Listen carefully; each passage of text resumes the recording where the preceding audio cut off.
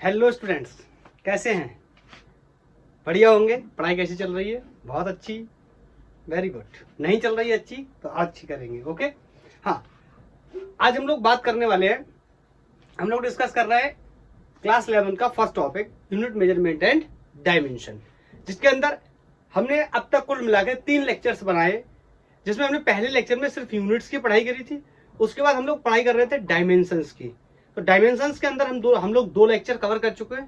पहले लेक्चर में हमने बेसिक डायमेंशंस निकाले थे। अगर किसी फिजिकल क्वांटिटी का फॉर्मूला हमें पता है, जैसे फोर्स है, वर्क है, force equal to ma, work equal to F S, ऐसी चीजें जो हमें पता थी, उनका इक्वेशन उनका डायमेंशंस हम ड्राइव करते थे या निकाल लेते थे। दूसरी बात हमने कहा था कि हमें चेक करना है कि डायमेंशनल वेरिएबल और डायमेंशनल कांस्टेंट क्या होते हैं। दूसरे लेक्चर में हमने डिस्कस किया। उसके साथ साथ वेरी इंपॉर्टेंट हम बात कर रहे थे एप्लीकेशंस ऑफ डायमेंशंस की। किसकी बात कर रहे थे?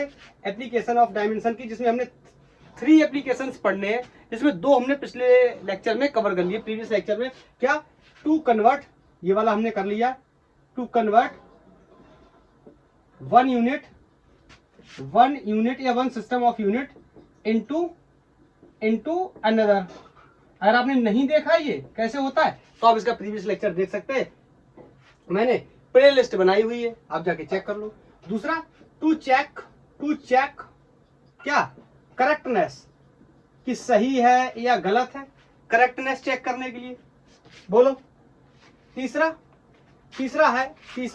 और आज का टॉपिक भी है, इसलिए मैं इनको दोनों को हटा के टॉपिक लगा देता हूँ हेडिंग भी। तीसरा और आज का टॉपिक है to derive relation between physical quantities के बीच में हमें रिलेशन बनाना है, या इसको ऐसे भी लिख सकते हैं, deduce the relation among the quantities. क्या होता है? हम कह रहे हैं, इसके एक्सप्लेनेशन में हम क्या बोलेंगे, हम बोल रहे हैं कि हम 2 या 2 से अधिक फिजिकल क्वांटिटीज का रिलेशन बना सकते हैं। हम 2 या 2 से अधिक फिजिकल क्वांटिटीज का रिलेशन बना सकते हैं अगर हमें उनके बारे में जानकारी हो। क्या जानकारी हो? पहले तो हम क्या करेंगे, यूज करेंगे प्रिंसिपल ऑफ होमोजेनिटी का, और प्रिंसिपल ऑफ होमोजेनिटी का यूज करने के बाद अगर हमें यह पता है कि ये क्वांटिटी किस और क्वांटिटी पे डिपेंड करती है, किन वेरियस क्वांटिटी पे डिपेंड करती है, तो उनकी डिपेंडेंसी से हम उनका एक्सप्रेशन मतलब फॉर्मूला मतलब रिलेशन क्या कर सकते हैं, ड्राइव कर सकते हैं। तो थोड़ा सा मैं इसके बारे में लिख दूं, क्या इसके बारे में एक्सप्लेनेशन लिख दूं, इसके हेडिंग में, डेफिनेशन में, by making use of principal of homogeneity principal of homogeneity. I think सबको पता होगा, नहीं पता है प्रीवियस लेक्चर में जाके देखो, या बोल करके मैं बता दे रहा हूं कि हम सेम टाइप की क्वांटिटी को या फिजिकल क्वांटिटी को, जो सेम फिजिकल क्वांटिटी उनको हम क्या कर सकते हैं, जोड़ या घटा सकते हैं। या गिवन इक्वेशंस में सारी क्वांटिटीज क्या है, सेम है, जो जुड़ रही है या घट रही है या जो एक दूसरे के बराबर है। नहीं समझ आ रहा? एक्सप्लेनेशन देखना है, back to the video, previous lecture में जाए और देखें, सब क्लियर हो जाएगा। प्रिंसिपल ऑफ होमोजेनिटी का यूज करके हम कर सकते हैं, लेकिन इसके साथ साथ हमें और क्या करना होगा, जो सबसे इंपॉर्टेंट है, हम ड्राइव तो कर सकते हैं, we can derive the relation among quantities, लेकिन हमें क्या होना चाहिए, पता होना चाहिए कि जो गिवन क्वांटिटी है वो किन और क्वांटिटीज पे क्या करती है, डिपेंड करती है। इसका मतलब if we know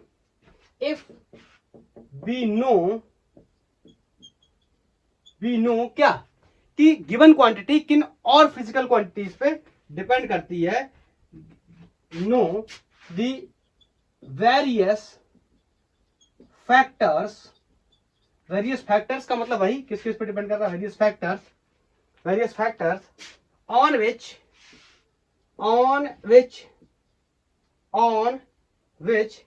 it depends। क्या मतलब है इसका, अभी बताता हूं, तब तक आप इसको देखो, समझो। मतलब प्रिंसिपल ऑफ होमोजेनिटी का यूज करेंगे। प्रिंसिपल ऑफ होमोजेनिटी में सिर्फ इतना समझो आप, same type of quantity can be added to can be subtract, जो सेम है वही जुड़ेंगी या घटेंगी, लेकिन गुणा और भाग, मल्टीप्लाई और डिवीजन हम डिफरेंट क्वांटिटीज के साथ भी कर सकते हैं, जैसे F equal to M A. M क्या है? मास है। ए क्या है? एक्सेलरेशन है। फिर भी हम क्या कर रहे हैं? मल्टीप्लाई कर रहे हैं। या इसी का ऐसा करके देख लें कि F upon M equal to क्या होता है? एक्सेलरेशन। एक फोर्स है, एक क्या है? मास है। हम दोनों को डिवाइड भी कर रहे हैं, तो डिवाइड कर सकते हैं हम डिफरेंट क्वांटिटीज के साथ, लेकिन जोड़ या घटा नहीं सकते। जुड़ेंगे वही जो सेम होंगे क्वांटिटीज, और घटेंगे वही जो क्या होंगे? सेम होंगे। तो इसका एग्जाम्पल मैं ऐसे समझता हूँ, यहाँ से एग्जाम्पल लेता हूँ। एग्जाम्पल का इसमें क्वेश्चन की बात करनी है, कुछ ऐसे 5 6 7 8 क्वेश्चन कर लेते, देखते कितने कर पाते हैं। हाँ, क्या हम कह सकते हैं कि ड्राइव एग्जाम्पल या क्वेश्चन समझ लीजिए, drive the relation of centripetal force if ये बताना पड़ेगा, यही है ना, ये तो यहां तक हो गया, ड्राइव कर सकते हैं। अब वेरियस फैक्टर्स के बारे में पता होना चाहिए, ये इंपॉर्टेंट बात। अगर ये हमें नहीं पता होगा डिपेंडेंसी किस किस के ऊपर है, तो हम ड्राइव नहीं कर सकते। बोलो, if force depends on mass of particle. अरे सेंट्रीपिटल फोर्स का मतलब समझ रहे हो ना? अगर नहीं पता है तो आपको यूसीएम यूनिफॉर्म सर्कुलर मोशन में पता चल जाएगा आगे चल के, जब आप पढ़ाई करेंगे। लेक्चर पहले से मैं बना के आया हूँ, उसके बाद में ये पढ़ा रहा हूँ। तो ये मास है इसका कोई, और ये क्या कर रहा है? सर्कुलर मोशन कर रहा है। तो आपको पता अंदर की तरफ एक फोर्स लगता रहेगा, कहाँ की तरफ? सेंटर की तरफ एक फोर्स लगता रहेगा, जो इसको क्या करेगा? पकड़ के रखेगा। ऐसे ही फोर्स को हम सेंट्रीपिटल फोर्स या mv² अपॉन r के नाम से भी जानते हैं। ये आपको कैसे पता? यही आने वाला, ये हम पहले से डिस्कस कर चुके हैं आगे, लेकिन हम बाद में बना रहे हैं, आप शुरुआत से पढ़ रहे हैं, तो आप कहोगे ये आप नहीं बोल सकते कि हम पहले से डिस्कस कर चुके हैं। आप कर चुके हो, हम नहीं, हम शुरू से पढ़ेंगे। ओके, तो हमें नहीं पता है, लेकिन यही रिलेशन आने वाला है। तो मास पे डिपेंड करता है, mass of the particle, left से ब्रैकेट में m कर लेते हैं, एंड बोलो वेलोसिटी ऑफ पार्टिकल, या स्पीड ऑफ पार्टिकल भी लिख सकते हैं। वेलोसिटी ऑफ पार्टिकल, क्या पार्टिकल की वेलोसिटी से हम b से रिप्रेजेंट कर रहे हैं, और एंड रेडियस ऑफ सर्कल। समझ गए? ये सर्कल का जो रेडियस है इस पे भी डिपेंड करने वाला है। तो अब इसको हम टैकल कैसे करेंगे, इसको हम सॉल्व कैसे करेंगे, इसके लिए मैं आपको तरीका बताता हूं। ठीक है, इसने कहा है कि drive the relation of centripetal forces का मतलब जो फोर्स है वो जिन चीजों पे, ओह लाइट का इशू है, मुझे 1 सेकंड आप रुको, मैं चेक करता हूं। लाइट की वजह से थोड़ा सा इशू हो गया, कोई प्रॉब्लम नहीं है, लेकिन कैसे सॉल्व करेंगे? देखो, जिन चीजों पे बता रहा है प्रोपोर्शनल है, उन चीजों को हम पहले नोट कर लेते हैं। जैसे बोल रहा है centripetal force depends on the mass of the particle, तो सबसे पहले बोल लेते हैं किस पे डिपेंड कर रहा है? मास पे डिपेंड कर रहा है। ऐसे सबकी प्रोपोर्शनलिटी बना लेते हैं। एंड वेलोसिटी ऑफ पार्टिकल, ठीक है, वेलोसिटी ऑफ पार्टिकल बोल रहा है। उसके बाद बोल रहा है रेडियस ऑफ पार्टिकल, इन सब पे डिपेंड कर रहा है। ठीक है, ऊपर से साफ कर देता हूँ, फिर बताता हूँ। तो सबसे पहले आपने क्या करना है, जिन चीजों के ऊपर डिपेंडेंसी बता रहा है किसी भी फिजिकल क्वांटिटी की, उन सारी चीजों को पहले हमें मेंशन कर लेना है। ये सब मैंने लिख लिया, इसलिए हटा देता हूं। ठीक है, और अब मैं इन सबको एक साथ लिख लेता हूं। It means force is proportional to mass, velocity and radius of circle. हमें सेंट्रीपिटल फोर्स की वैल्यू को निकालना है। अब देखो क्या होगा कि इनकी पावर कुछ मान लेंगे, ए बी सी, कुछ भी कोई भी पावर मान लेंगे। ठीक है, इन पावर्स की वैल्यू को निकालेंगे, वही तो डायमेंशन होंगे, और उन्हीं से हम पता करने की कोशिश करेंगे। यहाँ पे हटाएंगे हम प्रोपोर्शनलिटी, एक कोई कांस्टेंट आएगा, प्रोपोर्शनलिटी कांस्टेंट है, इसका नाम कोई के है, ए बी सी। अब देखो क्या होगा, इस के बारे में मैं आपको बताता हूँ, इस प्रोपोर्शनलिटी कांस्टेंट के बारे में। तो इस प्रोपोर्शनलिटी कांस्टेंट की जो वैल्यू है वो हम डायमेंशंस की हेल्प से नहीं बता सकते। आगे चल के मैं डायमेंशंस के लिमिटेशंस में भी ये बात आपको बताने वाला हूं कि यहाँ पे के की वैल्यू कितनी, ये हमें नहीं पता है। तो इसलिए नहीं पता, तो हम इसको साथ में कैरी करते रहेंगे, और बाद में ले जाके रिजल्ट में इसको साथ में छोड़ देंगे। अगर रिजल्ट हमारे जान पहचान का आ गया तो के की वैल्यू को रिप्लेस कर लेंगे, नहीं आ पाया तो के टर्म्स में आंसर को क्या कर देंगे, छोड़ देंगे। बोलो, अब इसको कैसे सॉल्व करेंगे, तो दोनों तरफ के डायमेंशंस क्या करेंगे, बराबर करेंगे। के क्या है, के क्या है इसके बारे में ये बता दे रहा हूं। ये कैसा है, ये डायमेंशन लेस यूनिट लेस क्या है, कांस्टेंट है। मैंने आपको बताया ना डायमेंशन लेस कांस्टेंट्स के बारे में बताया था, ये वैसा ही, इसका कोई भी डायमेंशन नहीं होता। अब इसको समझते हैं। इसका मतलब फोर्स आपको पता है MLT-2, बोलो। अरे अब ये सब छोटी छोटी बातें तो हम याद कर चुके ना। MLT-2 बोलो, किसी के ऊपर क्वेश्चन, इसका मतलब पावर कितना है 1, एल का पावर कितना है 1, इक्वल टू, अब के को यहाँ पे हम छोड़ रहे हैं अभी, तो बताओ मास है, मास का डायमेंशन क्या होता है, बोलो। मास का डायमेंशन क्या होता है, कैपिटल M एंड पावर कितना है A, बोलो। या आप ऐसे कर लो, कैपिटल M पावर कितना है A। वेलोसिटी का डायमेंशन या स्पीड का डायमेंशन क्या होता है, LT-1 एंड पावर कितना है B, बोलो। अब इसके अंदर ही कर लिया क्योंकि सिंगल टर्म था। ये क्या है, रेडियस, मतलब टाइप ऑफ क्या है, लेंथ है या पाथ है, तो इसको हम क्या बोलते हैं, L से डिनोट करते हैं। इसकी पावर कितनी, C हमने मेंशन कर ली, बोलो। तो एक बार इसको थोड़ा सा और एक्सपेंड कर लेते, बोलो। इसमें मल्टीप्लाई करेंगे क्या हो जाएगा, L to the power B and T to the power -B, बोलो। यहाँ L to the power C। आगे देखेंगे MLT-2 will be equal to, बोलो क्या हो जाएगा। देखो इसका बेस क्या है, सेम है, बोलो। तो हम, आपको पता है मैथमेटिक्स के हिसाब से अगर बेस सेम होते तो पावर को क्या कर लेते, ऐड कर लेते, तो ऐड कर लेंगे। तो क्या हो जाएगा, M to the power A, सबको इकट्ठा करके लिख ले रहे हैं, बोलो। और L to the power B plus C, बोलो। क्लियर है, B प्लस C, और बोलो T to the power -B। Clear है। अब इसके साथ कंपेयर करेंगे, बताओ। यहाँ M टू दी पावर कितनी 1, यहाँ M टू दी पावर कितनी A, इसका मतलब A की वैल्यू कितनी है 1। यहाँ L टू दी पावर कितनी है B प्लस C, यहाँ L टू दी पावर कितनी है 1, इसका मतलब B plus C is equal to 1, बोलो। और यहाँ T टू दी पावर कितनी -2, यहाँ T टू दी पावर कितनी -B, इसका मतलब -2 इक्वल टू -B, माइनस से minus cancel, it means B equal to कितना आ गया, 2 आ गया।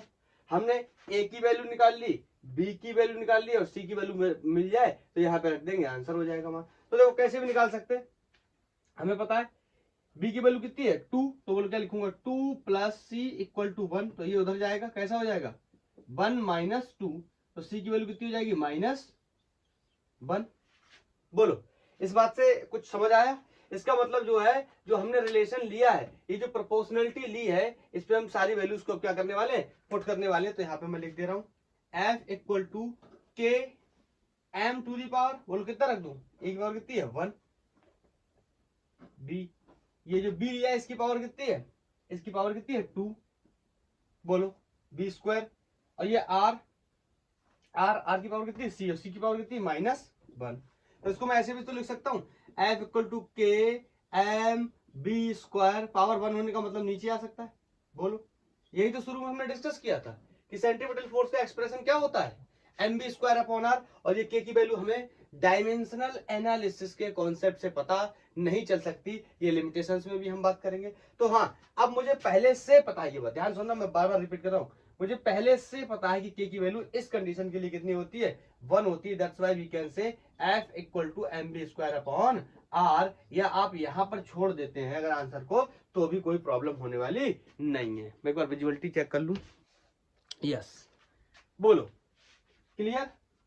तो ऐसे ही करके हमें क्या करना है, रिलेशंस बनाने हैं डिफरेंट। अब मैं एक क्वेश्चन और लेता हूं, मैं कुछ 5-6 क्वेश्चन आपको करा देता हूं, आपका कॉन्सेप्ट एकदम बिल्कुल क्लियर हो जाएगा, फिर आप खुद से ड्राइव करते रहेंगे। तो हमें करना क्या होता है, जिस क्वांटिटी के बारे में बोलेगा उसकी डिपेंडेंसी को हमें प्रोपोर्शनलिटी में लिखना है, बोलो। उसकी डिपेंडेंसी को हमें प्रोपोर्शनलिटी में लिखना है। अब देखो क्वेश्चंस की जो राइटिंग है, जो थ्योरी है, वो बहुत लंबी है, इस वजह से मैं थ्योरी नहीं लिखा रहा हूँ इसके लिए, क्योंकि नहीं तो ये लेक्चर 2 घंटे का हो जाएगा, 5 सवालों में ही 6 सवालों में ही 2 घंटे का हो जाएगा, क्योंकि लिखने में बहुत टाइम लगने वाला। तो जैसे सिंपल पेंडुलम है, अगर आपको पता है तो सही है, नहीं पता है तो कोई बात नहीं। सिंपल पेंडुलम का जो टाइम पीरियड होता है that is T equal to 2 pi root L upon G होता है। ठीक है, अगर आपको पता है तो भी कोई बात नहीं है, नहीं पता है तो भी कोई बात नहीं, इससे कोई हमारा विषय नहीं। हाँ, हमसे कह रहा है जो जो बातें हमसे कह रहा है वो हम कर लेते हैं। हमसे कह रहा है एक सिंपल पेंडुलम है जिसका टाइम पीरियड जिस जिस पे क्या करेगा डिपेंड करेगा, सब पे क्या कर लेंगे प्रोपोर्शनलिटी लिख लेंगे। तो हमसे कह रहा है consider a simple pendulum having a bob attached to a string that oscillate under the action of force of gravity. Suppose the time period of oscillation of simple pendulum depends, किस किस पे डिपेंड कर रहा है? पहला बोल रहा है मास ऑफ द बॉब। चलो मैं ऐसे बना देता हूं यहाँ पे ताकि आपको थोड़ा सा इसके विषय में आइडिया मिल जाएगा। ये एक सिंपल पेंडुलम है कोई, ये पेंडुलम का जो थ्रेड जो वायर है या थ्रेड है उसकी लेंथ है, ये मास ऑफ द बॉब है, बोलो। और यहाँ पे आपको पता है एक्सेलरेशन ड्यू टू ग्रेविटी नीचे की तरफ काम करेगा। तो हमसे कह रहा है ये जो सिंपल पेंडुलम का जो टाइम पीरियड है ये इसके मास पे डिपेंड करता है, पहला उसने बोला। दूसरा कह रहा है depends on the length of the pendulum, मतलब इस पेंडुलम की जो लेंथ है इस पे भी मुझे तो पहले से ही पता है किस किस पे डिपेंड करता है, आंसर भी लिखा हुआ है।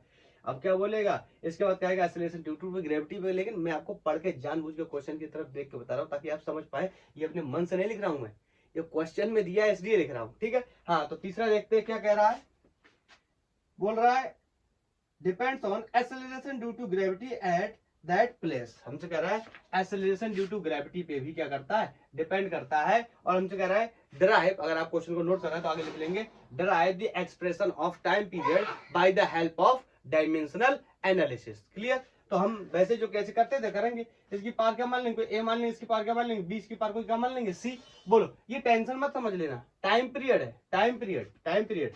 ये जो इस तरीके से जाएगा सिंपल पेंडुलम और इस तरीके से आएगा, तो बोल रहा है इसका जो ऑसिलेशंस का टाइम पीरियड है ये किस पे डिपेंड करेगा। आपको पता टाइम पीरियड है मतलब एक प्रकार का टाइम है, तो टाइम का डायमेंशन अगर हम लिखने जाएंगे तो बताओ टाइम का डायमेंशन क्या होगा, एम तो होगा नहीं, बोलो एल तो होगा नहीं, आप कह सकते हो सिंपली टाइम का डायमेंशन क्या होगा, कैपिटल टी होगा, तो वही मैंने लिखा हुआ है यहाँ पे। नहीं है इसका मतलब एम जीरो लिख लिया, एच जीरो लिख लिया, टी की पावर कितना लिख लिया 1, क्योंकि सिंपल पेंडुलम है। या कोई भी टाइम पीरियड है तो किस पर डिपेंड करेगा, कैपिटल टी इसका डायमेंशन होगा। आप कहोगे ये क्यों लिखा है, ये इसलिए लिखा है क्योंकि इसमें भी मास और लेंथ आने वाले, बोलो मास और लेंथ आने वाले, तो उनका कंपेयर करने के लिए इस वजह से मैंने ऐसे लिख लिया। बोलो कोई प्रॉब्लम नहीं होनी चाहिए। आगे देखो, यहाँ पे हटाई मैंने क्या, प्रोपोर्शनलिटी आ गया कोई कांस्टेंट यहाँ पे। अब देखो इस कांस्टेंट की वैल्यू यहाँ पे कितनी है 2 पाई, क्योंकि मुझे पहले से पता है एक्सप्रेशन, इस वजह से अगर आपको नहीं पता है तो आप के टर्म्स में भी आंसर को क्या कर सकते हैं, छोड़ सकते हैं। बोलो ये क्या है, मास, मास टू दी पावर ए। अब ध्यान से समझने की कोशिश करो, देखो इस एक्सप्रेशन में मास नहीं है, आप कहोगे तो बताओ इस ए की पावर कितनी आने वाली है, 0 आने वाली है। आप कहोगे ये आपको पता है, हमें थोड़ी पता है, तो हम भी यही कह रहे हैं, नहीं पता कोई बात नहीं, करके देखते हैं। ये क्या लेंथ, एक प्रकार का पाथ है, तो इसकी पावर क्या हो गई, इसका डायमेंशन क्या हो गया एल, इसकी पावर क्या हो गई बी। ये एक्सेलरेशन ड्यू टू ग्रेविटी, आपको पता है एक्सेलरेशन है काइंड ऑफ एक्सेलरेशन, एक्सेलरेशन का जो डायमेंशन होता है टी-2 होता है। अगर आपको नहीं पता तो आप मेरा लेक्चर फर्स्ट देखिए, मैंने आपको बताया वहां पे 5-6 डायमेंशन आपको याद रखनी है, किसकी, वेलोसिटी की, एक्सेलरेशन की, फोर्स की, बोलो और एनर्जी की, ये सारी मैंने आपको बताया, या वर्क की आपको याद रखनी है। हाँ, इसका लिखूं तो इसका हो जाएगा m to the power 0, l to the power 0, t to the power 1, क्योंकि डायमेंशन क्या होगा, टाइम पीरियड है। तो यहां से देखो m to the power a, l to the power b, बोलो, और इसको c का पावर मल्टीप्लाई कर देंगे तो क्या हो जाएगा l to the power c, t to the power -2c। बोलो क्लियर, बोलो क्लियर। अब जिनके बेस सेम होंगे उनके जोड़ लेंगे, देखो इसका बेस और इसका बेस क्या है सेम, l बेस है, और इनकी पावर क्या है, इसका b है इसका c है, तो दोनों को ऐड कर लेंगे। तो m to the power 0, l to the power 0, t to the power 1 will be equal to, ये क्या हो जाएगा m to the power a, l to the power b plus c and t to the power -2c। अब यहाँ से compare कर लेंगे, देखो मैंने पहले ही बोला था a टू द पावर कितनी आएगी 0, यहाँ से कंपेयर में पता भी चल रहा है। बोलो a टू द पावर कितनी आ गई 0, यहाँ पावर m की कितनी 0, यहाँ पे पावर m की कितनी है 1। अब यहाँ पे l की पावर देखो, यहाँ से l की पावर कितनी हो गई, यहाँ से l की पावर कितनी हो गई b प्लस c, और यहाँ पावर कितनी है 0, तो b plus c equal to 0। यहाँ देखो 2c, यहाँ देखो माइनस का 2c, यहाँ देखो प्लस का 1, तो हम कह सकते हैं कि 2c equal to 1, it mean c equal to minus का क्या हो गया, हाफ हो गया। बोलो क्लियर। अब c की वैल्यू कहाँ रख दो, यहाँ से हमें क्या मिल जाएगा b, a हमें ऑलरेडी पता है, और a b c तीनों की वैल्यू पता चल जाएगी, उठा के वहां पर रख देंगे। तो यहाँ पे रखेंगे तो ये हो जाएगा b, ये क्या है -1/2, तो यहाँ रख दिया कितना -1/2 इक्वल टू 0। ये बोलो माइनस का हाफ है, इधर जाके कैसा हो जाएगा, प्लस का हाफ, तो B will be equal to plus का हाफ। प्लस का हाफ मतलब ये एबीसी क्या है, पावर है, किसी की पावर। हाफ का मतलब क्या होता है, अंडर रूट भी लिख सकते हैं हम। बोलो माइनस हाफ का मतलब 1/√, 1/√, वैल्यू ऑफ समथिंग। नहीं समझ आ रहा। और पावर हाफ का मतलब सिर्फ क्या होगा, डायरेक्ट रूट। क्या मतलब है समझते हैं। अब यहाँ पे रख देते हैं इस वैल्यू में, यहाँ पे जो भी हमने माने हुए हैं, ठीक है। तो t इक्वल टू के, प्रोपोर्शनलिटी मान लो अब हट गई है, अब इतना ज्यादा क्या लिखना है उसको, ठीक है। बार बार ये m to the power a, m to the power a मतलब a की वैल्यू कितनी आई है, 0। बोलो l to the power, l to the power, l to the power b, और b की वैल्यू कितनी आई है, 1/2। बोलो और g टू दी पावर क्या है, c, और c की वैल्यू कितनी आई है, -½ तो ये कितना हो गया, -½ तो देखो आपको पता है किसी की वैल्यू, किसी की पावर अगर कितनी है 0 तो उसकी वैल्यू कितनी होती है 1, तो यहाँ से m क्या हो जाएगा, हट जाएगा। यहाँ बच्चा l, ये बच्चा, इसको देखो अच्छा अगर मैं ऐसे लिख दूं तो कोई दिक्कत है, ये -½ ये +½ था, तो ये नीचे जाके क्या हो जाएगा, -½ अब तो क्लियर है। अब -½ का मतलब मैं क्या लगा सकता हूँ, सॉरी -½ नहीं, हाफ का मतलब क्या लगा सकता हूँ, रूट लगा सकता हूँ। अब देखो बिल्कुल सेटिस्फाइड कर रहा है, ये माइनस का पावर हाफ है तो नीचे जाके कैसा हो गया, प्लस का हाफ, तो यहाँ दोनों के ऊपर मैंने क्या लगा दिया, रूट लगा दिया। और के की वैल्यू मुझे पहले से पता है, आपको नहीं पता है तो आप यहीं पे छोड़ दो, यही आपका क्या हो गया, आंसर हो गया। ये क्वेश्चन सजेस्ट कर रहा है कि के की वैल्यू इतनी है, कई बार सजेस्ट भी करेगा तो आप रख देना, नहीं सजेस्ट करता है तो यहाँ पे छोड़ दो, लेकिन मुझे पहले से एक्सप्रेशन पता है इस वजह से मैं ऐसा लिख दे रहा हूँ। तो टी इक्वल टू 2π√L/g। बोलो क्लियर। यहाँ मैंने पहले भी बताया था आपको कि ये एक्सप्रेशन आने वाला। आपको नहीं पता के की वैल्यू क्या है, डायमेंशन एनालिसिस से हम के की वैल्यू को निकाल भी नहीं सकते प्रोपोर्शनलिटी कांस्टेंट, तो आप यहाँ पे छोड़ दो, दिस विल बी आंसर। बोलो तो ये ऐसे हमने करके देखा। बोलो अरे क्लियर है कि नहीं है, क्लियर। नेक्स्ट ऐसे 2-3 सवाल और कर लेते हैं, आपका कॉन्सेप्ट एकदम से बिल्कुल क्या हो जाएगा, क्लियर हो जाएगा, और डायमेंशंस भी हमारा क्या हो जाएगा, खत्म हो जाएगा। डायमेंशंस भी हमारा खत्म हो जाएगा, यूनिट हमने पढ़ लिया, डायमेंशन हमारा खत्म हो जाएगा। तीसरा लेक्चर है ये डायमेंशन का, उसके बाद हम लोग एरर्स की बात कर लेंगे, फिर एक लेक्चर सिग्निफिकेंट फिगर्स के ऊपर बना लेंगे, ठीक है। तो ये वाला क्वेश्चन मैं आपको थोड़ा सा लिख के बता रहा हूँ। बोल रहा है, क्वेश्चन है the velocity of water waves depends on the velocity, यहाँ पे भी लिख देता हूं और बीच में ताकि, ठीक है। The velocity b of water waves depends on wavelength, ऐसे करके लिखा होगा देखो, तब ये समझ में आ जाएगा आपको। डिपेंड्स ऑन वेवलेंथ कोई ऑब्जेक्ट चल रहा है तो उसकी जो चला हुआ पाथ होता है उसको हम क्या बोलते हैं, लेंथ, डिस्टेंस या डिस्प्लेसमेंट। अगर वेव चलता है तो वेव की लेंथ को क्या बोलते हैं, वेवलेंथ, या वेव ने जो पाथ कवर किया उसको क्या बोलते हैं, वेवलेंथ। अरे हम एक्स के टर्म्स में डिस्प्लेसमेंट को या डिस्टेंस को कवर करते हैं, ठीक है। वेवलेंथ लैम्डा के टर्म्स में करता है, तो यहाँ बोल दे रहा है लैम्डा, लेकिन ये भी प्रकार का क्या है, डिस्टेंस ही है या लेंथ ही है। बोलो ठीक है, दिख रहा है, ओके। वेवलेंथ पर डिपेंड करता है। उसके बाद कॉमा डेंसिटी ऑफ वाटर, यहाँ पर रो लिख लेते हैं, डेंसिटी ऑफ वाटर पर डिपेंड करता है। उसके बाद बता रहा है कि एक्सेलरेशन ड्यू टू ग्रेविटी पे भी डिपेंड करता है, कह रहा है एक्सेलरेशन ड्यू टू ग्रेविटी पे भी डिपेंड करता है, ठीक है। ये हमें पता है, स्मॉल जी से डिनोट करते हैं। थोड़ी सी राइटिंग मेरी सही नहीं, मैनेज कर लेंगे आप लोग, अच्छे लोग हैं मुझे पता है, ठीक है, स्मॉल जी। अब कर रहा है derive the expression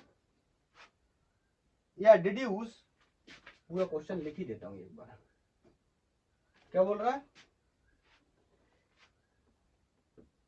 deduce the method of dimension, deduce the methods of dimension,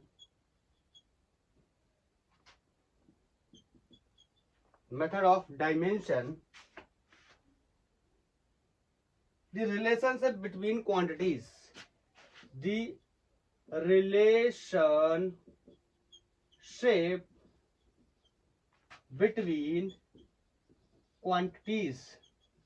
एक क्वेश्चन मैंने आपको इंग्लिश में लिख के दिखा दिया क्योंकि ये क्वेश्चन थोड़ा छोटा था, इसलिए मैंने लिख लिया। दोनों काम हो गए मेरे। मैंने आपको बता भी दिया कि कैसे क्वेश्चन पूछेगा। इस तरीके से क्वेश्चन हमसे बोलने वाला है कि कोई वाटर वेव है, मतलब ये वाटर फ्लो की स्टोरी चल रही है। यहाँ पे कहीं पे पानी बह रहा है, ठीक है। ये कहाँ पढ़ेंगे, ये कहाँ पढ़ेंगे, ये लोग हम लोग पढ़ने वाले हैं क्लास 11th में पढ़ने वाले हैं, दूसरी किताब में, दूसरे टॉपिक में।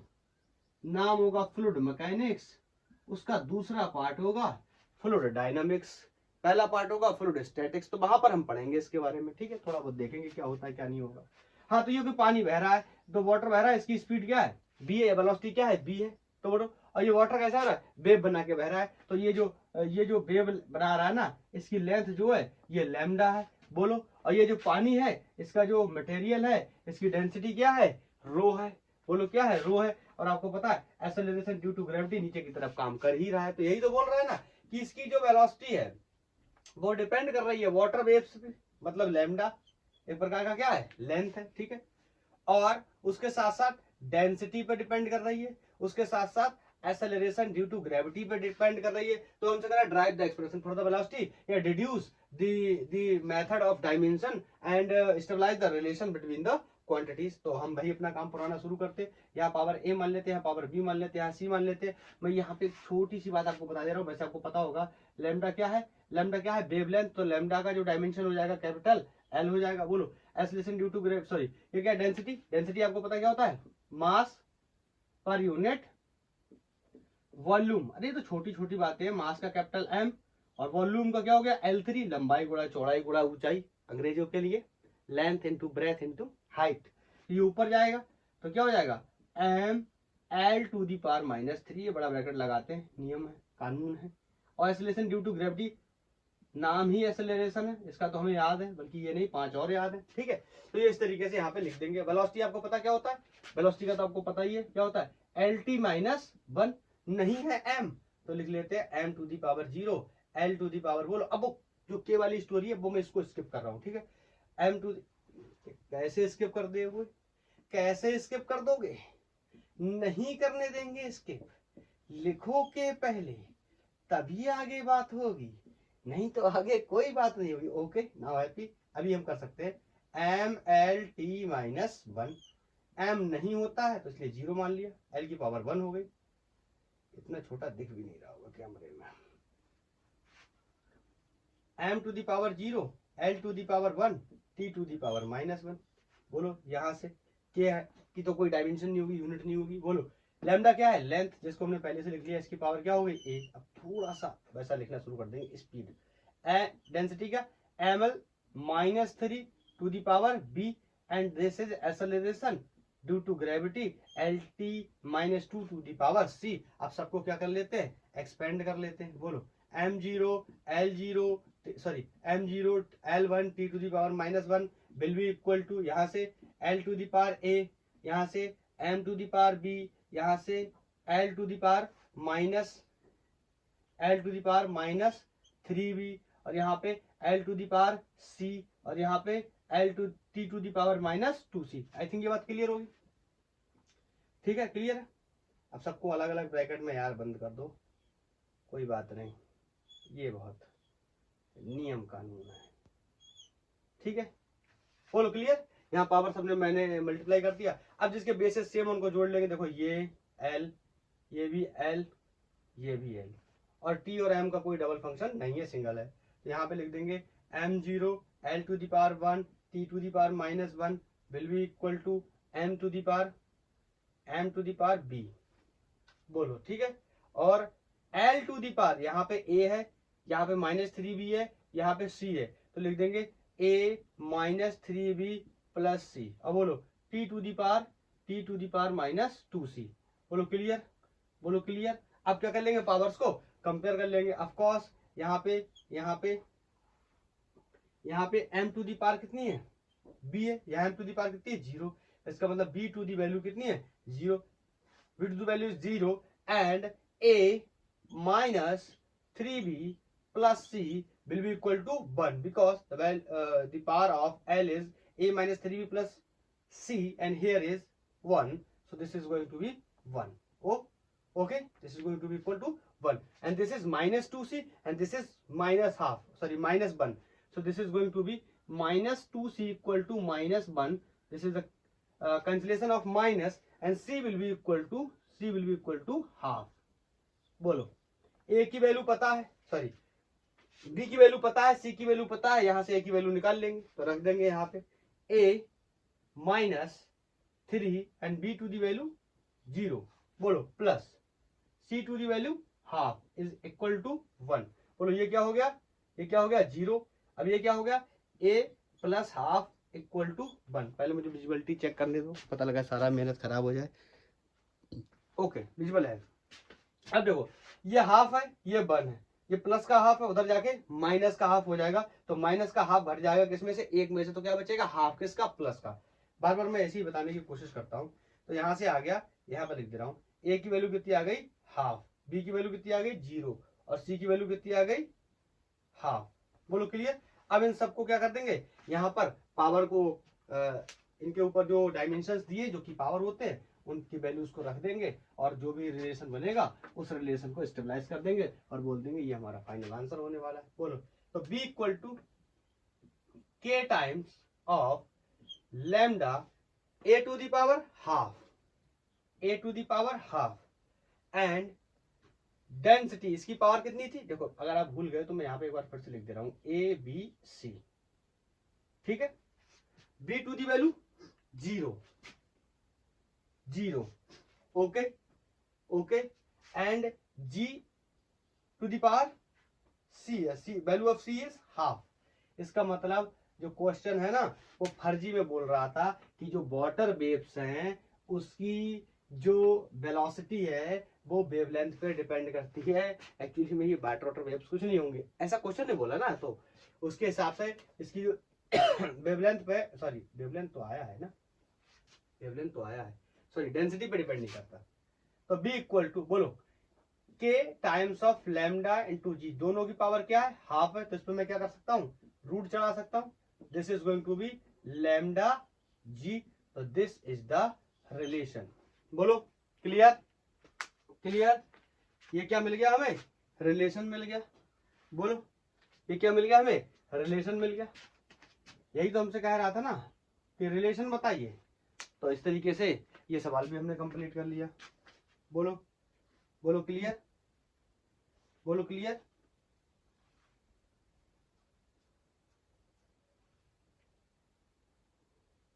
आगे बताऊं, नेक्स्ट, चलो इसको हटाता हूं.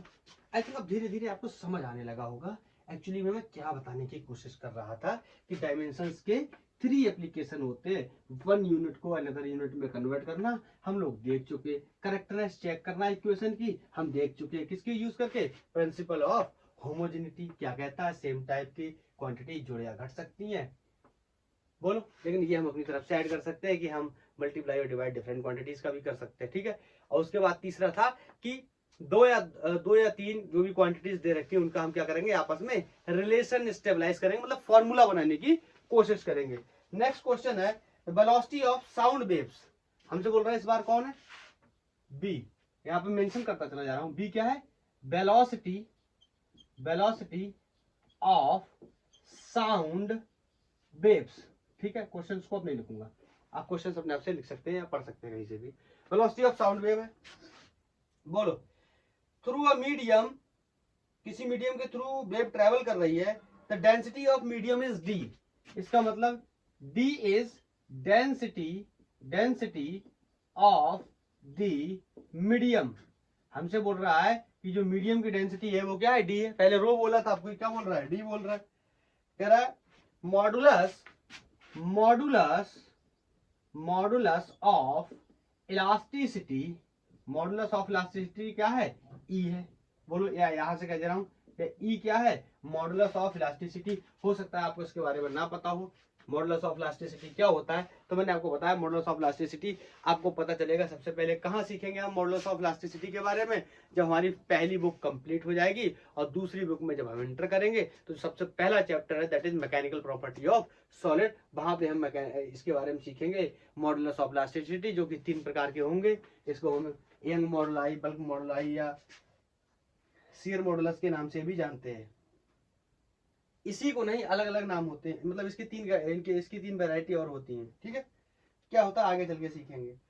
और हमसे कह रहा है deduce the method of dimension of the formula of the velocity of sound and dimensional constant, dimensional less constant. अब की बार हमसे कह रहा है जो के है ना, इसकी वैल्यू आप 1 रख लेना, अगर आपको मिलता है तो, मिलने वाला तो ऑफ कोर्स है। तो लिख देता हूं वाटर वेलोसिटी किसके चीज पे डिपेंड कर रही है, डेंसिटी ऑफ मीडियम पे डिपेंड कर रही है, बोलो, और मॉडुलस ऑफ इलास्टिसिटी पे डिपेंड कर रही है, इन 2 चीजों पे डिपेंड कर रही है। तो डेंसिटी और इनका मॉडुलस ऑफ इलास्टिसिटी का हम क्या लिख लेते हैं, पहले डायमेंशन लिख लेते हैं। तो आपको पता है डेंसिटी इज इक्वल टू क्या होता है, मास पर यूनिट वॉल्यूम, और अभी अभी हम निकाल के आए तो मैं बार बार नहीं निकालूंगा, मैं डायरेक्ट लिख दे रहा हूं क्या, ml-3। अब मॉडुलस ऑफ इलास्टिसिटी क्या होता है ये समझने के लिए हमें थोड़ा सा हुक्स लॉ का कॉन्सेप्ट आना चाहिए। अगर आपको नहीं पता है तो तब तक के लिए आप इसका डायमेंशन याद रखेंगे। मैं आपको बताता हूं कि हुक्स लॉ बताता है कि जो स्ट्रेस होता है, चलो अच्छा पहले यहाँ पे थोड़ा सा एक्सप्लेन कर दे रहा हूँ। स्ट्रेस जो होता है वो डायरेक्टली प्रोपोर्शनल होता है स्ट्रेन के। ठीक है, अब यहां पे बता रहा हूं आपको कि स्ट्रेस क्या होता है। स्ट्रेस क्या होता है, stress simply force per unit area होता है। वैसे exactly force per unit area नहीं होता है स्ट्रेस, लेकिन आप अभी के लिए यही मान के चलो कि force per unit area actually तो restoring force per unit area होता है। क्या है रेस्टोरिंग, क्या है फोर्स, आपके लिए अभी सब बराबर है क्योंकि हम डायमेंशंस का यूज कर रहे हैं। तो यहाँ पे हम आराम से निकाल सकते हैं फोर्स की वैल्यू, बोलो डायमेंशन बोलो ml-t-2, ये एरिया है, लेंथ इनटू ब्रेड मतलब एल स्क्वायर, बोलो क्या हो गया एल स्क्वायर, तो एक एल से एलिमिनेट हो गया, ये एल की पावर कितना बचा 1, ऊपर जाएगा तो कितना हो जाएगा -1। इसका मतलब जो स्ट्रेस का यूनिट है ये हमें मिल गया क्या ml⁻⁻1 और t⁻⁻2। और लेक्चर नंबर फर्स्ट अगर आपको मेरा याद हो किसका, डायमेंशंस का, तो वहां पे हमने काफी ऐसी क्वांटिटीज के बारे में डिस्कस किया था जिनके डायमेंशंस नहीं होते हैं, जिनमें थीटा था, स्पेसिफिक ग्रेविटी था और स्ट्रेन भी था। स्ट्रेन के बारे में मैंने आपको बताया था change in dimension upon original dimension किसकी वैल्यू होती है, स्ट्रेन की होती है। तो अगर change in area upon change in area upon initial area रखूंगा तो भी कट जाएगा, क्योंकि एरिया का यूनिट क्या होगा मीटर स्क्वायर, दोनों तरफ मीटर स्क्वायर, ऊपर भी और नीचे भी। या सिंपल आपको लॉन्गिट्यूडनल स्ट्रेन के बारे में बता देता हूं, तो ये होता है डेल्टा एल अपॉन एल, ये भी क्या एक प्रकार की लेंथ है, ये भी प्रकार की क्या है लेंथ है, इसका यूनिट भी क्या होगा मीटर, इसका यूनिट भी क्या होगा मीटर, दोनों के यूनिट क्या हो जाएंगे कैंसिल आउट, अगर यूनिट नहीं तो डायमेंशन भी नहीं। बोलो अगर इस प्रोपोर्शनलिटी को मैं हटाता हूं तो यहाँ पे जो कांस्टेंट आता है इसी को हम बोलते हैं मॉडुलस ऑफ इलास्टिसिटी, और इसकी वैल्यू हमें अगर निकालनी हो तो E equal to stress upon strain होती है। बोलो, और स्ट्रेस का डायमेंशन निकालने जा रहे हैं इसलिए, वरना हम यूनिट वगैरह के बारे में बात नहीं कर रहे हैं। तो स्ट्रेस का जो डायमेंशन है वही इलास्टिसिटी के डायमेंशन, ये मॉडुलस ऑफ इलास्टिसिटी के डायमेंशन इसके क्या हो जाएगा बराबर हो जाएगा। क्यों, क्योंकि स्ट्रेन का कोई भी डायमेंशन नहीं होता है और स्ट्रेस का डायमेंशन ml⁻⁻1 एंड t⁻⁻2, ये किसका डायमेंशन होता है स्ट्रेस का, अभी अभी हमने निकाला था और मेंशन किया था। क्लियर, तो अब जो गिवन इंफॉर्मेशन है मैं ई की वैल्यू यहाँ नोट कर देता हूँ। ई का जो डायमेंशन होने वाला है वो स्ट्रेस के डायमेंशन के सेम होने वाला है, क्योंकि स्ट्रेन का कोई भी डायमेंशन नहीं होता है। विजिबिलिटी एक बार चेक कर लूं, यस इट इज विजिबल। अब हम बहुत ही आसानी से क्या कर सकते हैं, इस क्वेश्चन को टैकल कर सकते हैं बहुत ही आसानी के साथ। बोलो अब हमें क्या करना है, सिंपली इसकी पावर को a मान लेना है, इसकी पावर को b मान लेना है, और b equal to k times of d into E कर सकते हैं। और चूंकि हमें क्वेश्चन में पहले से बताया गया है कि k की वैल्यू 1 है, तो चाहे यहाँ हटाएं चाहे आगे चल के हटाएं, हम यहीं हटा देते हैं। तो इसकी पावर कितनी होगी a, इसकी पावर कितनी होगी b, और वेलोसिटी है किसी प्रकार की वेलोसिटी है, उसका जो डायमेंशन आपको पता कितना होता है l t⁻⁻1, या पूरा लिखना चाहें तो m0 l⁻1 और t⁻⁻1। हम क्यों लिख रहे हैं यहाँ पे m को, मैं बार बार बता रहा हूं, हमें कंपेयर करना पड़ेगा इस वजह से। तो m⁻0 l⁻1 and t⁻⁻1 will be equal to बोलो ये क्या है, डेंसिटी। डेंसिटी का डायमेंशन अभी हमने निकाला था कितना, M L to the power -3 to the whole power A. बोलो ई क्या है, modulus of elasticity, and modulus of elasticity का डायमेंशन क्या है, M L to the power -1, अच्छे से विजिबल है, M L to the power -1 and T to the power -2 the whole power क्या है, बी। एक बार मैं थोड़ा सा ये देख लूं, ये ज्यादा छोटा तो नहीं दिख रहा है आपको, फिर देखने में दिक्कत हो, नहीं दिख रहा है, ओके ओके ओके है, हमारा काम हो जाएगा, ठीक है। अभी देखते हैं, कंपेयर करना शुरू करेंगे। अभी पहले थोड़ा सा पावर को मैनेज कर लेते हैं। तो यहाँ भी एम है, यहाँ पे भी एम है, तो अब थोड़ा सा क्या मैं डायरेक्ट कर दूंगा, आप इस चीज को बर्दाश्त कर पाएंगे, क्यों, क्योंकि अभी हम लोग कई क्वेश्चन कर चुके हैं बार बार। अब मैं इसको पावर को हर बार में इसमें मल्टीप्लाई करूंगा तो एक स्टेप और बढ़ेगा। इसलिए देखो यहाँ पे पावर कितना हो जाएगा एम का, ए, और यहाँ पे पावर एम का कितना हो जाएगा, बी। तो क्या मैं अगर ऐसे लिख दूं M to the power A plus B, तो क्या आपको कोई दिक्कत आने वाली है, बोलो कोई दिक्कत आने वाली है, नहीं आने वाली है, इतने समझदार हैं आप लोग। बोलो यहाँ एल टू दी पावर कितनी है, बोलो -3 है, और यहाँ एल टू दी पावर कितनी है, -3, सॉरी -b, तो मैं लिख सकता हूँ क्या, L to the power b -3a। अरे बोलो यार, कोई दिक्कत तो नहीं होनी चाहिए। या L to the power -3a हो जाएगा, या L to the power -b हो जाएगा, तो बेसिस दोनों के सेम है, तो पावर्स को ऐड कर लेंगे, तो L to the power b plus में, नहीं नहीं नहीं नहीं नहीं, b भी कैसा है, माइनस का है, ठीक है। यहाँ b टू दी पावर -1, यहाँ L to the power -3a। अब कौन बचा, अब कौन बचा, t, t सिंगल टर्म है, तो इसको ऐसे लिख लेता हूँ, t टू दी पावर कितनी जाएगी, बोलो 2 times of -2 times of b। Clear, अरे बोलो बोलो बोलो बोलो। अब देखो पावर को कंपेयर कर लेते हैं। यहाँ a प्लस बी है, m की पावर, यहाँ m की पावर कितनी है, 0, it means we can say a plus B equal to 0। बोलो, और यहाँ l to the power -b -3a, ये मेरा थोड़ा सा 9 जैसा लग रहा है, राइटिंग बहुत खराब है, आपको पता है, थोड़ा सा मैनेज कर लेंगे, अच्छे लोग हैं। बोलो, और यहाँ पे -2b will be equal to -1, तो यहाँ माइनस से माइनस एलिमिनेट हुआ, और यहाँ b की वैल्यू मिल गई हमें कितनी है, हाफ। अब देखेंगे जरूरत के आधार पे, b की वैल्यू को यहाँ हाफ रखूंगा, बोलो प्लस का हाफ रखूंगा, उधर जाके कैसी हो जाएगी, माइनस का हाफ। इतना आपको समझना चाहिए। अब तो ये a की वैल्यू कितनी हो गई, -हाफ। a की वैल्यू पता चल गई, b की वैल्यू पता चल गई, इक्वेशन 1 में रख देंगे। अब आप कहोगे कि इसका क्या करें, आपकी मर्जी है, तो आप यहाँ पे b की वैल्यू रख लो, फिर भी यही आने वाली है a की वैल्यू। अगर आप b की वैल्यू यहाँ रखोगे हाफ, बोलो, तो ये इधर जाएगा, इसमें ऐड हो जाएगा। अरे ये माइनस का है, यहाँ रखोगे तो ये माइनस को होगा, इधर जाके कितना हो जाएगा, प्लस, तो ये कितना है, 1, इधर आके आधा आ जाएगा, बोलो कितना हो जाएगा, 1.5, 1.5 का मतलब 3/2। नहीं समझ में आया तो 3 से 3 कट जाएगा, कितना बचेगा, 1/2 किसका, प्लस का। बोलो, तो आप ऐसे करके निकाल लोगे, ठीक है। जब हमें आसानी से मिल रहा है तो हम क्यों करेंगे मेहनत, है ना। b equal to d to the power a, और a की वैल्यू कितनी, -हाफ। इसका मतलब density to the power -half, and modulus of elasticity की पावर कितनी है, b, और b की वैल्यू कितनी है, +हाफ। इसका मतलब जो वेलोसिटी b है, अब तो समझ गए होगे इसका गेम, अभी तो अभी हमने पहले किया ही था। इसका मतलब e को ऊपर रख ले और d को क्या कर ले, नीचे ले जा, दोनों के ऊपर क्या लगा ले, रूट। इसका मतलब E/d, d का मतलब क्या, डेंसिटी, कुछ और मत समझ लेना, सब कुछ मेंशन है इसीलिए, ठीक है। तो ये हो गया हमारा क्या रिलेशन, हमने किसकी हेल्प से निकाला, डायमेंशंस की हेल्प से निकाला। बोलो क्लियर। तो इस तरीके से हम क्वेश्चंस को सॉल्व करते चले जाएंगे। एक दो सवाल आपको और बता देता हूं, ताकि टाइमिंग देख लो, कितना लेक्चर लंबा हो गया, ठीक है। एक दो सवाल और ले लेते हैं, उसके बाद इसको हम क्लोज करते हैं, ठीक है। तो कैसे सॉल्व करेंगे, कैसे रिलेशन स्टेबलाइज करेंगे, बोलो क्लियर है, क्लियर है। जिसके साथ बोलेगा प्रोपोर्शनलिटी बना देंगे। और हाँ, जो लोग स्कूल में पढ़ रहे हैं, स्कूल में पढ़ने का मतलब, बोले स्कूल में तो सभी पढ़ते हैं, स्कूल में सब पढ़ते हैं, वो अलग बात है। करंटली जो स्कूल में पढ़ रहा है, कुछ लोग ऐसे भी होंगे जो स्कूल पास आउट कर चुके हैं, नीट या IIT का प्रिपरेशन कर रहे होंगे, वो लोग भी पढ़ रहे होंगे। जो लोग स्कूल में पढ़ रहे हैं ना, उन लोगों के लिए तो ये एक क्वेश्चन इस तरीके से स्कूल में एक या एक से अधिक क्वेश्चन आने ही वाला है।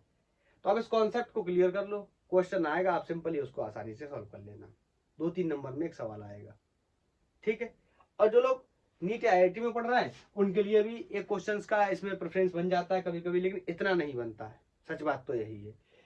उसमें इतने ज्यादा सोल्यूशन नहीं करने, उसमें बहुत छोटे फॉर्मूलेस को दे करके वहां पे पावर्स को पूछेगा ऑप्शंस में, तो उसको भी हम आसानी से टैकल कर सकते हैं। देखो मेथड आपको पता होना चाहिए, तो आप आसानी से उसको क्लियर कर लेंगे। मैं वैसे 4 5 6 सवाल करा दे रहा हूँ, देखता हूँ कितने हो पाते। बाकी आप खुद से भी थोड़ा बहुत प्रैक्टिस करेंगे, कॉन्सेप्ट तो क्लियर है ही, तो आपकी प्रैक्टिस भी हो जाएगी। मुझसे बोल रहा है frequency of vibration of stretch string depends on.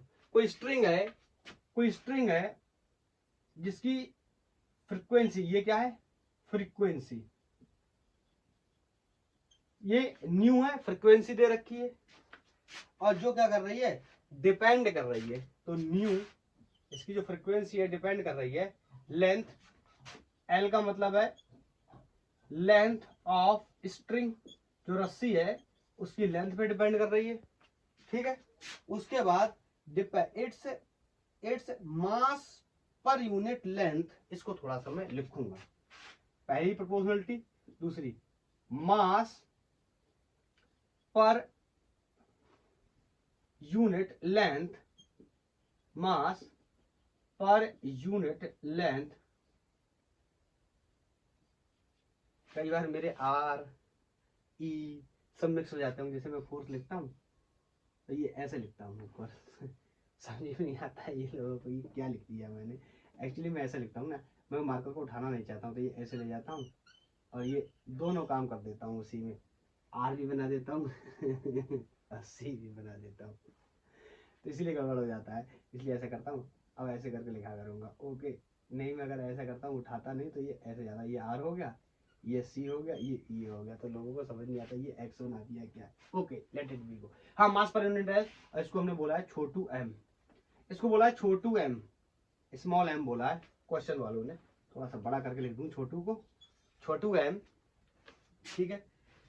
उसके बाद कर रहा है, उसके बाद बता रहा है कि जो टेंशन है आपकी लाइफ में नहीं, स्ट्रिंग में, टेंशन इन स्ट्रिंग, इसको हम कैपिटल टी से डिनोट करेंगे, जो टेंशन है कैपिटल टी है।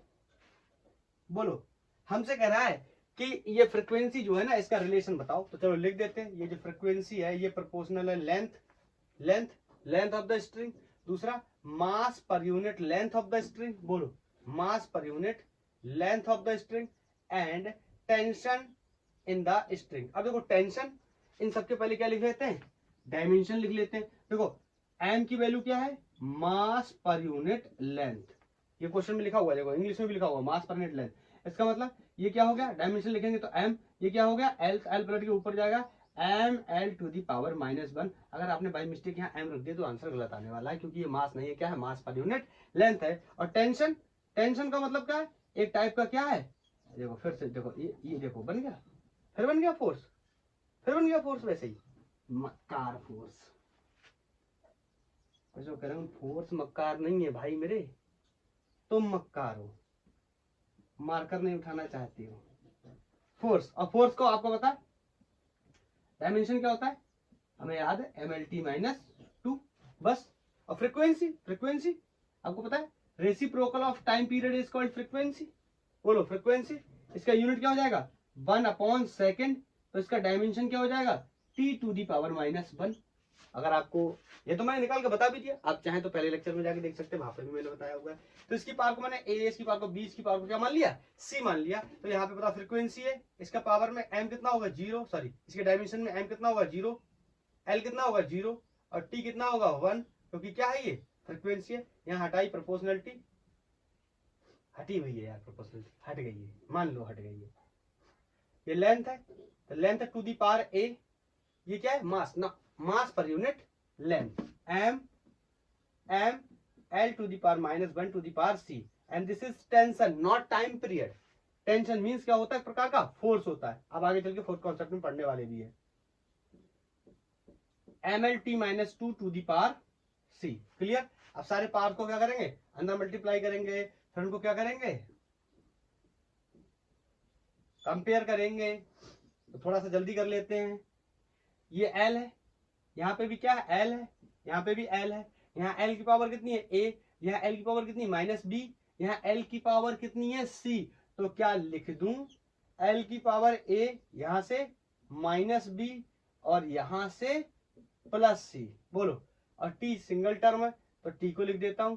t की वैल्यू कितनी है, minus times of 2c। m यहाँ पे भी है, m यहाँ पे भी है, तो क्या लिख दूं m को, यहाँ पावर कितना है b, बोलो, और यहाँ पावर कितना है c। अरे बोलो यार, क्लियर होना चाहिए। तो यहाँ देखो, यहाँ b प्लस सी है पावर m की, यहाँ कितनी, zero. It means we can say b plus C is going to be zero. बोलो, यहाँ पे minus A minus sorry a minus B plus C, power किसका, l का, यहाँ पावर कितना है जीरो। बोलो, यहाँ यहाँ यहाँ t का पावर माइनस 2c, यहाँ t का पावर 1, तो वी कैन से 2c इज इक्वल टू 1। तो यहाँ से c की वैल्यू कितनी आ गई, हाफ। c की वैल्यू मिल गई, a की और निकालनी, b की और निकालनी। अब देखो, c की वैल्यू अगर यहाँ रखूं, अब तुम कहोगे यहाँ रखो, तो यहाँ रखोगे तभी a और b दो वेरिएबल आ जाएंगे, फिर इसकी वैल्यू रखनी पड़ेगी। जब सिंगल में मिल रही तो क्यों मेहनत करना। c की वैल्यू यहाँ रखी, यहाँ माइनस हाफ रखूंगा तो इधर जाके कैसे हो जाएगी, प्लस हाफ। इसका मतलब b की वैल्यू यहाँ पे कितनी हो गई, हाफ, किसका, प्लस का। b और c पता चल गया, यहाँ रख देंगे। बोलो, b और c क्या हो गए, पता चल गए। चलो एक बार लिख देता हूँ। यहाँ b की वैल्यू कितनी है, प्लस हाफ है, तो यहाँ माइनस का साइन मल्टीप्लाई होगा, कितना होगा, माइनस का हाफ। और यहाँ c की वैल्यू ऑलरेडी माइनस हाफ है, तो ये इधर होकर कितना हो गया, जीरो। ये बोलो माइनस हाफ कितना हो जाएगा, माइनस 1, उधर जाके कैसा हो जाएगा, प्लस 1। तो a की वैल्यू कितनी आ गई, 1। एनी डाउट, एनी डाउट, बोलो, एनी डाउट। तो रख देते हैं सबकी वैल्यू को। तो यहाँ पे v इक्वल टू k, पहले छूट गया था, अब लिख लेते हैं। l टू दी पावर क्या है, a, और a की वैल्यू कितनी है, 1। Okay, m means mass per unit length and value of the v is half. बोलो, clear. And t to the power is minus half. बोलो, क्लियर। अब समझ रहे हो, ये रूट में ले लेंगे तो t कहाँ चला जाएगा, नीचे, m कहाँ रह जाएगा, ऊपर, और l क्या रहेगा, रूट के बाहर। तो इसका मतलब हम लिख सकते हैं b equal to k l root, बोलो कितना रह जाएगा, ऊपर m का मतलब मास पर यूनिट लेंथ, और t कहाँ चला जाएगा, नीचे। हमसे कहा गया था कि एक कोई स्ट्रिंग है जो वाइब्रेट कर रही है, जिसकी फ्रीक्वेंसी b है, जिसकी लेंथ स्ट्रिंग की l है, और जो मास है रस्सी का, वो मास per unit length small m दिया है, तो उस पर लगने वाला जो फोर्स है वो स्मॉल t है, सॉरी कैपिटल T है, जिसे हम टेंशन के नाम से जानते हैं। तो क्या आप फ्रीक्वेंसी का रिलेशन बना सकते हो, we can say yes, by the help of dimensions, या हम बना सकते हैं। तो हमने बताया v equal to k l inside the root m upon l, या mass per unit length upon tension या फोर्स, जो टेंशन फोर्स उसके अंदर क्या हो रहा है, डेवलप्ड हो रहा है। बोलो, क्लियर। तो क्या और करवाऊं एक दो, या यहाँ पे अब हमें बंद कर देना चाहिए। तो आप कैसे भी निकालते रहेंगे, ये बार बार आपको वैल्यूज ऐसी ही मिलती रहेंगी। तो आई थिंक अब मुझे लिमिटेशंस को बता देना चाहिए, उसके बाद लेक्चर को क्लोज कर देना चाहिए। मैं 4 सवाल कराऊं, 14 कराऊं, इससे कोई फर्क नहीं पड़ता। तरीका अगर आप समझ गए तो आप आराम से कर लोगे। 3-4 सवाल क्या है, इनफ है तरीका जानने के लिए, और बहुत ही आराम से हमने क्या कर लिया है, डिस्कस कर लिया है। अब हम ये देख लेते हैं ना कि डायमेंशंस से हमने बहुत कुछ किया, लेकिन क्या क्या हम नहीं कर सकते। मतलब जो डायमेंशंस है, इनका जो यूज है, इनका जो एप्लीकेशन है, इनका जो दायरा क्या है, इनकी लिमिट क्या है, ये कहां तक काम करेंगे और कहां तक काम नहीं करने वाले हैं। बोलो, तो मैं आपसे कहूं कि लिमिटेशंस ऑफ डायमेंशन एनालिसिस, तो हम कह सकते हैं इसकी लिमिटेशंस की बात कर लेते हैं। लिमिटेशंस ऑफ डायमेंशनल एनालिसिस,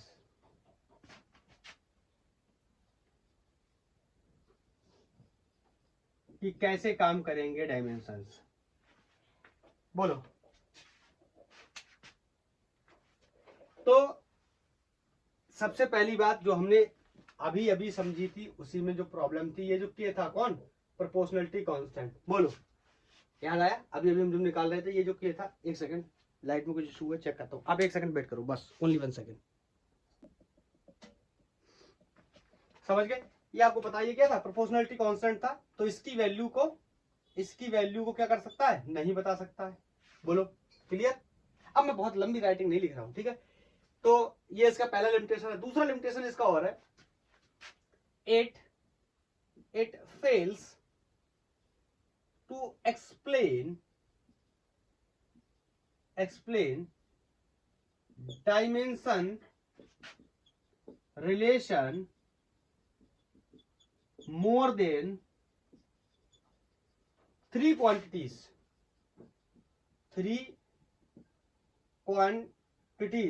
अब आप जाके देखेंगे ना, जितने भी क्वेश्चन मैंने कराए या जितने भी क्वेश्चन आप गाइड बुक से सॉल्व कर रहे हैं या पेपर लगा रहे, तो आप देखेंगे कभी भी ऐसा नहीं बोलेगा कि A is relative X by Z, समझ रहे हो, सी डी, ऐसा नहीं बोलेगा। कितने तक बोलेगा? सिर्फ 3 चीजों के बारे में ही बताएगा। क्लियर? सिर्फ कितनी चीजों के बारे में बताएगा? सिर्फ 3 चीजों के बारे में ही बताने वाला है। 3 चीजों से ज्यादा एक्सप्लेन नहीं कर सकता। इसीलिए मैं बोल रहा हूं ये 3 क्वांटिटीज से ज्यादा एक्सप्लेन नहीं कर पाएगा। ये मैक्सिमम कितनी बता सकता है? 3 क्वांटिटीज के बारे में ही रिलेशन बता सकता है।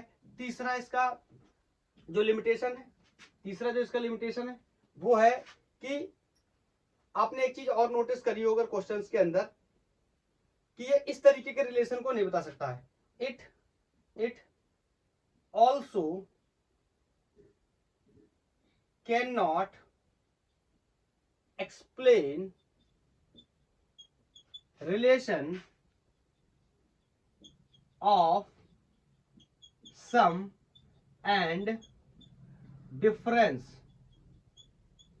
कैसे? जैसे इक्वेशन ऑफ मोशन को देखें तो S equal to UT plus half times of AT square करें, तो बोलो ये ऐसे रिलेशन को भी एक्सप्लेन नहीं कर सकता। क्यों? ये सम और डिफरेंस की चीजों को एक्सप्लेन नहीं कर सकता। ये सिर्फ इसको एक्सप्लेन कर सकता है, जैसे बी, अभी फोर्स का एग्जांपल ले लेते हैं, F is directly proportional to M B R. ये ऐसी चीजों को एक्सप्लेन कर सकता है, मतलब जो किसमें है? मल्टीपल प्रोडक्ट में है, ये सिर्फ उनके रिलेशंस को बना सकता है। ये S equal to UT plus half times of AT square, मतलब कुछ ऐसे रिलेशन को एक्सप्लेन नहीं कर सकता जो जोड़े जा रहे हैं या फिर घटाए जा रहे हैं। आप प्रीवियस उसमें मत चले जाना। आप कहोगे कि इसकी तो करेक्टनेस चेक करिए, मैं करेक्टनेस के बारे में बात नहीं कर रहा। ये करेक्टनेस को चेक कर सकता है, ऑफ कोर्स हमने करके देखा भी, लेकिन ये ऐसे रिलेशंस को स्टेबल नहीं कर सकता। जो तीसरा एप्लीकेशन है इसका ना, कि to drive the relation between the या अमंग द क्वांटिटी, बिटवीन तो नहीं बोलना चाहिए, अमंग द क्वांटिटीज, तो उसमें ये काम नहीं कर पाएगा। कब? जब कोई चीज जोड़ रही हो या घट रही हो, 2 क्वांटिटीज, मतलब समेशन या डिफरेंस में ये काम नहीं करेगा। ये सिर्फ और सिर्फ एक्सप्लेन कर पाएगा किसको? जो मल्टीप्लाई में होंगे उनके रिलेशंस को ये बना सकता है। बोलो।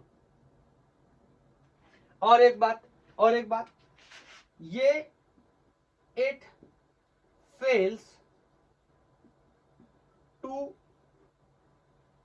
to make relation among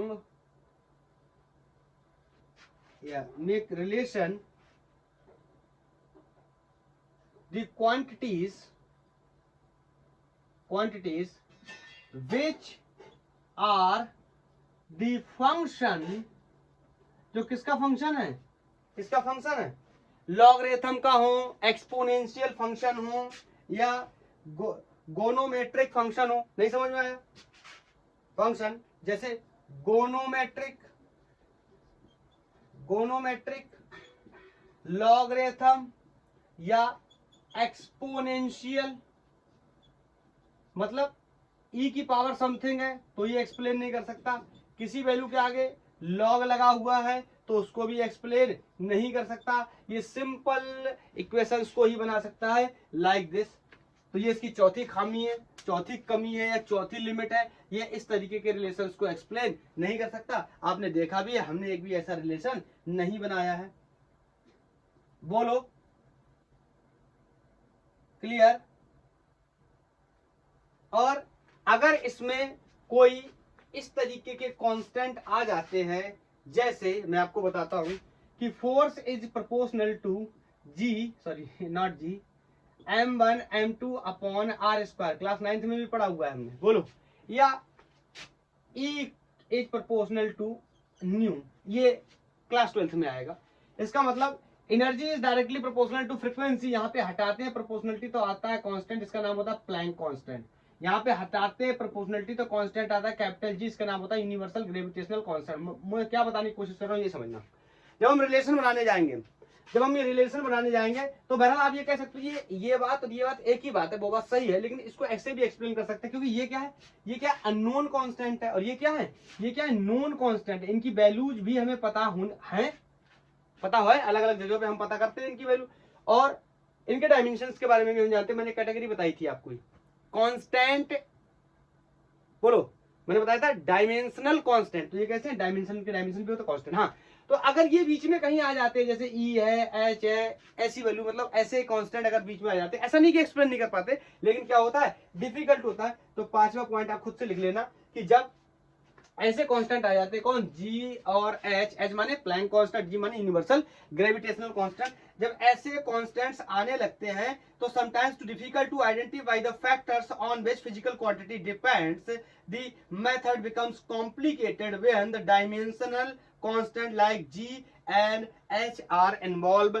ऐसा जब ये इन्वॉल्व होने लगते हैं तो इससे निकालना थोड़ा सा कठिन हो जाता है, लेकिन ये ऐसा नहीं कि निकाल नहीं सकते, कॉम्प्लिकेटेड होने लगता है। लेकिन ये चार जो बेसिक जो इसके फेल्योर हैं, ये जो इसके लिमिटेशंस हैं, ये आपको दिमाग में रहनी चाहिए। कभी कभार हमसे एमसीक्यू में पूछ सकता है कि डायमेंशनल एनालिसिस का यूज करके हम कौन सा काम नहीं कर सकते। आई थिंक ये कॉन्सेप्ट आपको क्लियर है, और इस तरीके से बेचारा डायमेंशंस खत्म होता हुआ, हमने यूनिट कंप्लीट कर लिया, हमने डायमेंशंस कंप्लीट कर लिया।